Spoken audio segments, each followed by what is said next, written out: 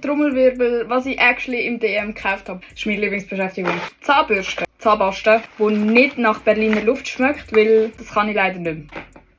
So ein Wimpernserum von Alverde, das habe ich früher nicht mehr gebraucht. Ich glaube nicht, dass es etwas nützt, aber es fühlt sich gut an. Ein Blush. Ich habe ja nicht schon 40.